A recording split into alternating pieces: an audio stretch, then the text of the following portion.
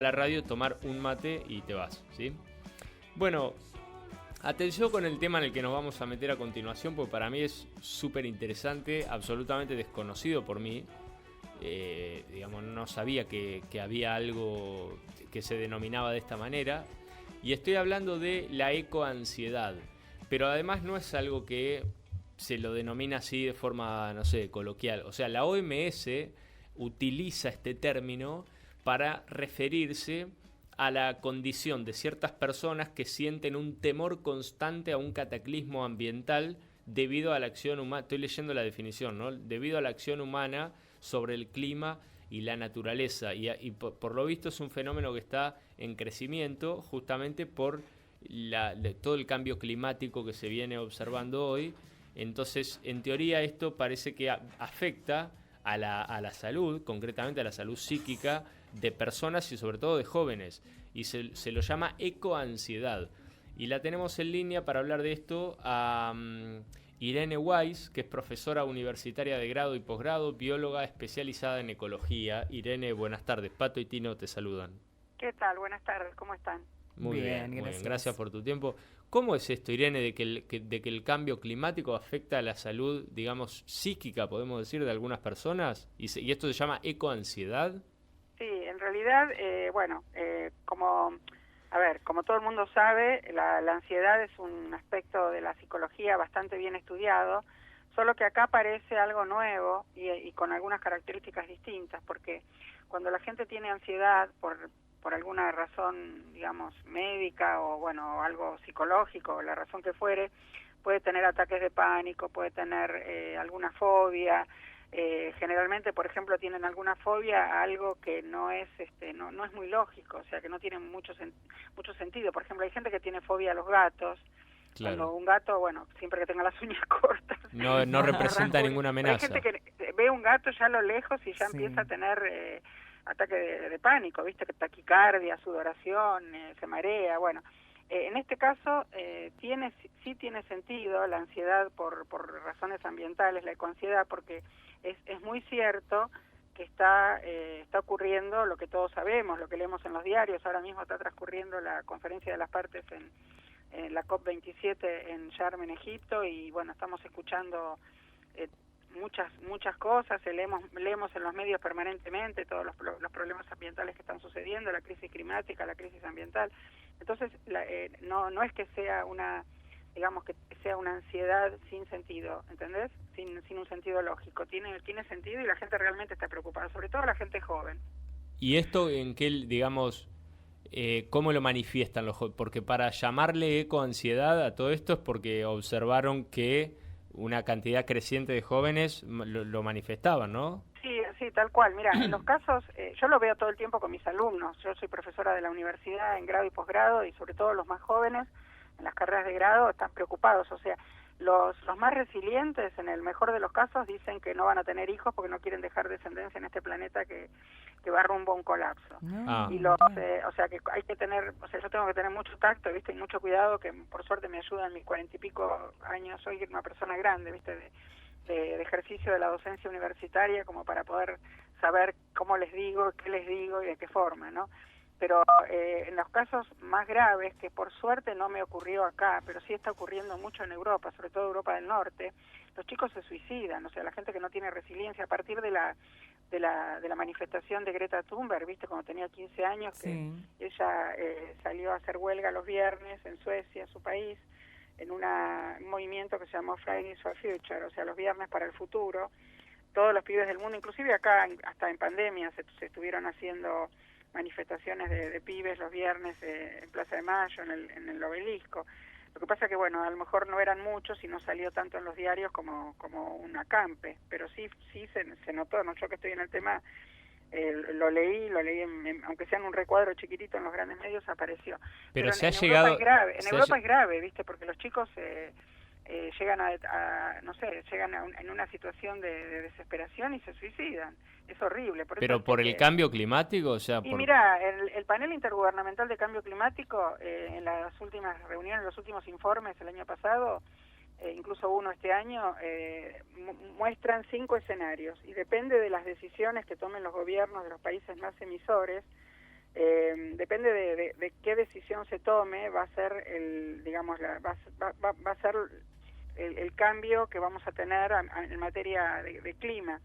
Desde ya se sabe que está aumentando la temperatura. Vamos a superar el límite primero de 1,5 grados, bueno, ni hablar, de 2 grados que se fijó. Parece una tontería para la gente que no conoce, que 2 grados más, bueno, uno se abriga, se desabriga, pero vos no te das una idea del desequilibrio ecológico que se produce con ese cambio de temperatura, porque las zonas más, digamos, de más posibilidades de cultivo, que son las zonas templadas, se subtropicalizan, las zonas subtropicales se tropicalizan, el trópico se hace mucho más caluroso, los eventos extremos como huracanes, tormentas, tornados son mucho más fuertes. Acá viste que se está viviendo, inclusive la tormenta hasta que tuvimos, bueno, ustedes viven en Neuquén y es una zona árida, pero yo que vivo en Buenos Aires hubo una lluvia terrible el fin de semana, el domingo, parecía otoño, ¿viste? Nunca en primavera. Que de hecho esa tormenta pasó para acá también, por la provincia de Neuquén y por todo el Alto Valle.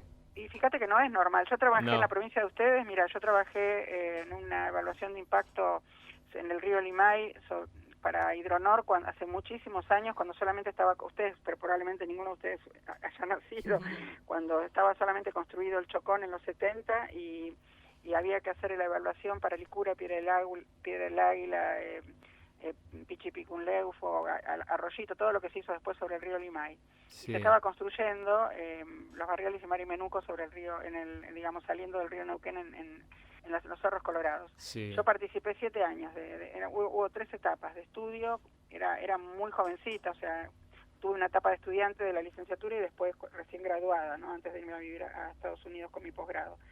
Y te puedo asegurar que la verdad que no llovía nunca. Yo me acuerdo que el clima era, vos salías por la ruta 237 de Bariloche, donde tenías 2.000 milímetros anuales, y te ibas a Chipoleti o a Neuquén y tenías 200 en el año, ¿viste? Yo nunca vi realmente una lluvia fuerte, más que 3 o 4 gotitas, muy de vez en cuando. Están pasando cosas que no son... Pero esto es un fenómeno a nivel global, ¿no? Por supuesto, es a nivel global, pero también tiene que ver bastante el modelo de producción en algunas áreas. Por ejemplo, a veces con esta sequía histórica que tuvo el río Paraná, viste que hubo una bajante de 3 años consecutivos tremenda, ahora está creciendo un poquito por suerte, pero yo que hice mi tesis en los peces migradores del Paraná y necesitan los humedales que no solamente los prenden fuego, o sea, están tan secos, la verdad es que a veces, qué sé yo, yo escucho a los gobernadores de las provincias que dicen, bueno, es el cambio climático. Sí, el cambio climático, pero también eso es no es excusa como para no hacer nada, porque en realidad es una multicausa. Claro. Nosotros tenemos modelos de producción ahí insustentables. Cuando entró la soja acá en los 90, yo me acuerdo, mi director de tesis, que ya falleció, era un ecólogo santafesino, investigador superior del CONICET, él les dijo a los gobernadores de las provincias de la Mesopotamia, me acuerdo, me dijo, y Buenos Aires también, dijo, ojo con la soja porque toma mucha agua y cuando la vendemos como insumo, no vendemos el agua, vendemos el commodity, ¿entendés? El poroto de soja, suponte, o lo que sea. Y bueno, por supuesto nunca escuchan a los ecólogos, entonces ahora estamos sufriendo las consecuencias. Lo mismo pasó con los pinos en Corrientes, por ejemplo, ¿no? Ahora, vos recién, Irene, dijiste una frase que me impactó, que es que muchos chicos dicen, yo no quiero tener hijos para no dejarles un mundo. Es así, están yo lo muy... escucho de los alumnos todos los días, te digo. Y vos como bióloga, digamos, y especialista que sos, ¿qué podrías decir respecto de esto? O sea, ¿están muy equivocados? O sea, que los chicos, cada uno tiene derecho a hacer lo que quiera, o sea, viste, cada uno tiene derecho a decidir sobre su vida, si quiere o no tener chicos, o sea, yo no me voy a meter en... No, ni hablar, pero me refiero a que vos, ¿cómo ves el mundo que le vamos a dejar a nuestros hijos? A ver, el año pasado, en pandemia, encima que tuvimos la pandemia, hay algunos documentales que no, y películas de ficción que no ayudan en esto. Por ejemplo, bueno, está bien, hay que hacer conocer el tema, pero por ejemplo, sin nombrar la crisis climática y ambiental, pero pensando en un meteorito que llegaba a la Tierra, no sé si ustedes vieron Don't Look Up o No Mires Arriba, que sí.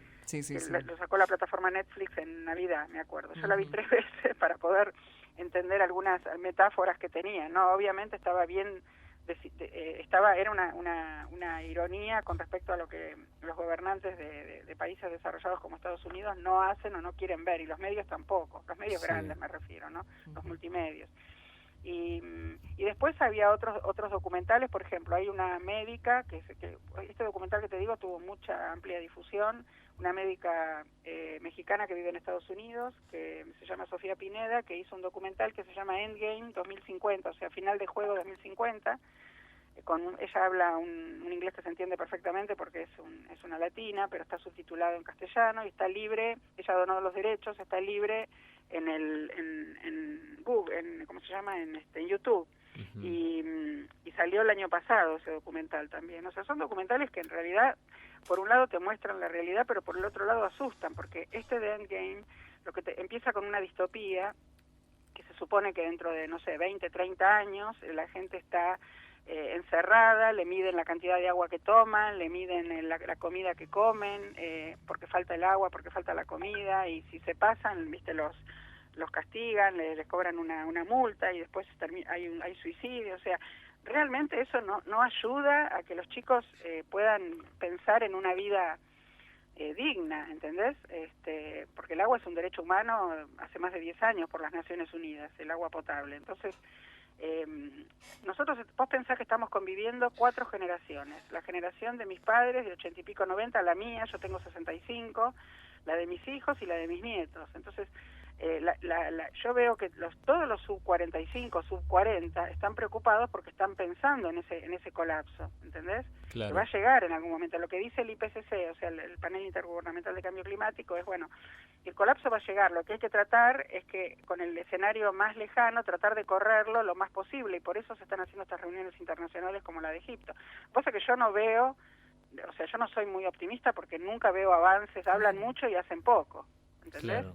O sea, los países ricos prometieron financiamiento para la adaptación de los países pobres, los países insulares que se van a inundar, y no están dando ese financiamiento. Pero ¿cuál es si vos tenés que explicar, Irene, cuál es el origen, el punto, cuál es la fibra que hay que tocar para detener este cambio climático? No, hay que hacer una rápida transición hacia las energías renovables. Okay. Nosotros acá en la Argentina tenemos la ley de generación distribuida y, por ejemplo, la gente, si quisiera, lo que pasa es que mucha gente no sabe, se pone paneles solares en el techo de su propia casa, los que tienen casa, y no solamente generan su propia energía, sino que también pueden inyectar a la red interconectada nacional, lo que les sobra. En el norte, por ejemplo, en el NOA hay un montón de emprendimientos en este sentido, están los parques eólicos también. Lo que pasa es que el petróleo en este momento todavía está subsidiado y hay un gran lobby, una fuerza muy muy grande. O sea, la transición no tendría que ser ni el petróleo ni el carbón. Por ejemplo, en Inglaterra todavía usan carbón, como en la Revolución Industrial, y lo usan porque lo tienen, ¿entendés? Y eso contamina mucho. O sea, en este orden está lo que más gases de efecto invernadero, más calentamiento global producen son primero el carbón, después el petróleo y por último el gas. El gas lo están dejando como un gas de transición, pero el petróleo todo el transporte y casi toda la industria depende de los derivados del petróleo. Claro. Pero ¿y el petróleo no se está terminando? O sea, ¿el mundo no va un poco hacia ese cambio? Pero es que cuando el petróleo se termine, nosotros ya no vamos a tener especie humana, ¿entendés? A este ritmo. Claro. O sea, yo, por ejemplo, cuando empezó Vaca Muerta, todo el mundo hablando maravillas de Vaca Muerta, y es Vaca Muerta, en vez de estar pensando en subsidiar las energías renovables y mudar a eso, no, estamos tratando de sacar petróleo caro, porque Vaca Muerta pensá que es hidrofractura, fractura hidráulica, es un petróleo que está, o sea, no es la extracción común como en Plaza Winkle. Yo te trato de nombrar ejemplos que tienen ustedes ahí, ¿no? Porque me imagino que no se está escuchando gente local. Sí. Pero, por ejemplo, vos veías no sé, las cigüeñas en Plaza Winkle y era un tipo de petróleo común, porque ahí el suelo era como una esponja y entonces por vaso comunicante el petróleo salía. Pero en Vaca Muerta vos tenés que romper toda una coraza, ¿no? Por eso se llama fractura hidráulica. Sí, la famosa fractura. Hacer minicismos. Tenés que generar diques de cola para poner todas las porquerías que se usan para lubricar las herramientas para hacer el túnel, y eso son solventes orgánicos y detergentes que son dañinos al ambiente. O sea, pero Irene, si consideramos que la ecoansiedad es un trastorno que afecta sobre todo a los jóvenes, y que los jóvenes son, y ni hablar los más chiquitos, son los que están son la fuerza pujante, lo que van a construir el mundo que se viene. ¿No podríamos ser un poco más optimistas? Mira, hay que ser optimista, pero también hay que ser realista. Por ejemplo, una cosa que yo veo con los docentes, no es culpa de los docentes porque les falta capacitación, pero, por ejemplo, van y plantan un arbolito o hablan de la basura, de reciclar tapitas. El reciclado resuelve el 7% a nivel mundial del problema de los residuos, ¿viste? Claro. El mejor residuo es el que no se genera. Hay que tratar de consumir menos, comprar cosas que duren más. Pues fíjate que hasta aparecieron palabras nuevas. Por ejemplo, apareció una palabra, un neologismo que es, no sé si la escucharon ustedes, solastalgia. No. Solastalgia es un neologismo que describe una especie de angustia, ¿no? Una forma de angustia, un estrés mental o existencial que causa el deterioro ambiental, o sea, la crisis climática, ¿no? En general hacen referencia al cambio climático, y si lo buscas en Wikipedia vas a ver que hasta ya existe la palabra, solastalgia. Es una mezcla de nostalgia y bueno, no sé cuál sería el origen. Creo que la palabra solatium del latín quiere decir comodidad, ¿no? Uh-huh. Y algia quiere decir dolor, viste que todo lo que termina en medicina en algia, qué sé yo, neuralgia tiene que ver con el dolor que te producen los problemas nerviosos. Es una palabra nueva y apareció por primera vez en el año 2015 en una revista médica muy prestigiosa, la más prestigiosa del mundo, que es The Lancet, donde publicaron casi todos los médicos prestigiosos los temas de pandemia, y ya incluyeron esa palabra hace 7 años como una manera de contribuir a que se conozca el impacto climático, ¿no? Para mejorar la salud y el bienestar humano. O sea, las maestras tienen que tener más capacitación, porque no cuando hablan de temas ambientales con los chicos, no es solamente plantar el arbolito o reciclar tapitas, que es lo que yo veo todo el tiempo. Claro. Yo di clase a maestros y ellos me dicen, nos falta capacitación. Y bueno, hay una falta, mira, hay un desconocimiento. Ahora hay 2 leyes que surgieron en pandemia, una en el 2020 y otra en el 2021, que son muy importantes, pero todavía no están aplicadas como correspondería con el ritmo que necesitamos para sobrellevar esto. Una es la Ley de Educación Ambiental Integral, que tiene que ver con los temas ambientales, con todo transdisciplinario, digamos, de todas las áreas del conocimiento en el colegio y en todos los niveles educativos, ¿no? Desde jardín hasta la universidad. Y después la otra ley es la Ley Yolanda, en homenaje a Yolanda Ortiz, que fue la primera secretaria de Ambiente, no solo de la Argentina, sino de toda América Latina, cuando no era ministerio todavía, lo que es hoy Ministerio de Ambiente y Desarrollo Sostenible, ¿no? Ella hace 50 años era una doctora en química que ya notó lo mal que estábamos en temas ambientales. Ella era toxicóloga, entonces algo sabía, pero fue bastante autodidacta en otros temas ambientales, en conceptos de ecología. Yo tuve la suerte de haberla conocido y de haberme cruzado con ella en congresos cuando ella ya era grande, yo era muy jovencita, cuando ya dejó la función pública, ¿no? Sí. Fue durante la tercera presidencia de Perón, en el 70 y pico. La verdad es que esta ley obliga, la Ley Yolanda, obliga a todos los funcionarios de los 3 poderes del Estado, nacional, provincial y municipal, a capacitarse en estos temas y también, en los 3 niveles, quiero decir, de nacional, sí, provincial y municipal, y también los 3 poderes del Estado, ¿no? El Poder Ejecutivo, el Legislativo y el Judicial. Yo cuando veo, te digo, ahora la discusión que se está dando con la ley de humedales, que yo colaboré para la ley que sacó ahora dictamen de minoría, ¿no? El consenso con las ONG.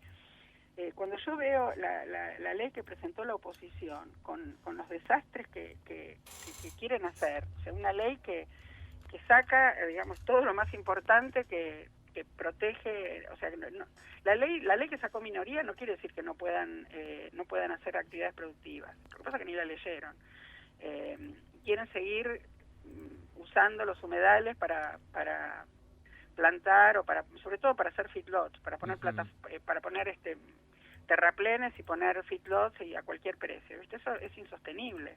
Claro. Ahora toda esta semana hay un debate tremendo, por suerte. El jueves pasado no se pudo dar dictamen, aunque sea de las dos leyes, ¿no? Una de mayoría y otra de minoría. Claro. Y ahora habrá que ver qué pasa en el Congreso, pero Irene, sí. La verdad que a mí me preocupa por la gente joven, porque yo no voy a ver el desastre, porque no, salvo que viva 120 años, cosa poco probable.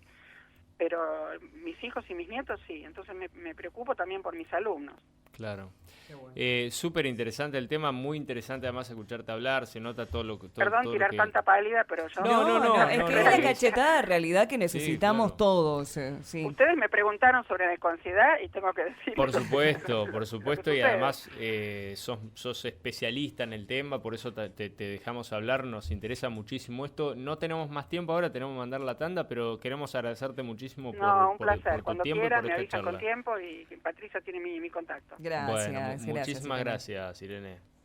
Bueno, les mando un abrazo. Chao, chao. Un abrazo grande. Ahí está Irene Weiss, profesora universitaria, y bueno, ella es bióloga especializada en biología. El tema del que hablamos fue ecoansiedad, que es esta definición que hace la OMS de las personas que están afectadas en su salud, sobre todo jóvenes, debido al cambio climático, ¿no es cierto? Sí, señor.